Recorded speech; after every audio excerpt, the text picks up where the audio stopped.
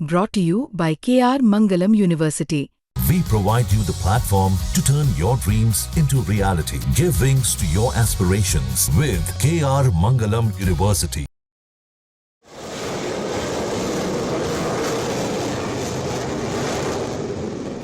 और फिर वो पल आया जिसका 37 दिन से इंतजार था। 22 जुलाई की सुबह सूरज अब तक पूरी तरह नहीं निकला था, लेकिन तैयारियां जोरों पर थीं। तैयारी उस उड़ान की जो 37 दिन से रुकी हुई थी। एयर इंडिया के MRO हैंगर से बाहर आया वो जेट जिसे हफ्ते तक किसी ने उड़ते हुए नहीं देखा। F-35B दुनिया का सबसे एडवांस स्टील्थ फाइटर अब आसमान में गरज रहा है। भारत से उड़ान भरकर अब F-35B वापस ब्रिटेन लौटने के लिए तैयार है। इसकी उड़ान की पहली वीडियो सामने भी आ चुकी है। F-35 ने भारत की धरती पर फिर से सांसें ली, उम्मीद फिर दिखाई। F-35B के इंजन की गूंज तिरुवनंतपुरम की हवा को चीर रही थी और फिर कुछ सेकंड के भीतर वो जमीन से उठ गया, शांति से, ताकत से, बिना एक शब्द कहे हवा में अचानक गायब हो गया, जैसे कोई मिशन पूरा कर रहा हो। 37 दिन के लंबे इंतजार के बाद इसने एक लंबा मिशन पूरा किया, एक लंबे इंतजार को पूरा किया। 37 दिन की खामोशी टूट चुकी है, रनवे पर इंतजार खत्म हो चुका है। F-35 अब ब्रिटेन लौटने वाला है।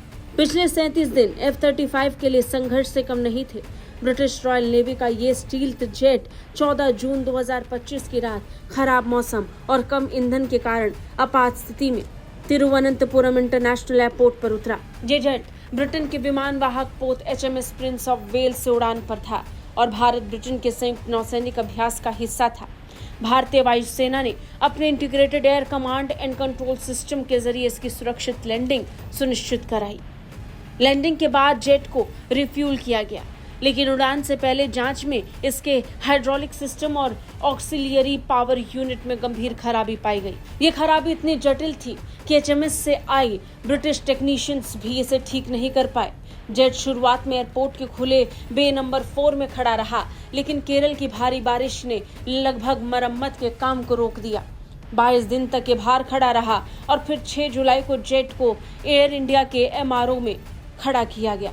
इसके साथ ही ब्रिटिश और अमेरिकी इंजीनियर्स 25 सदस्य की टीम के साथ RAF के A400M विमान से तिरुवनंतपुरम पहुंचे।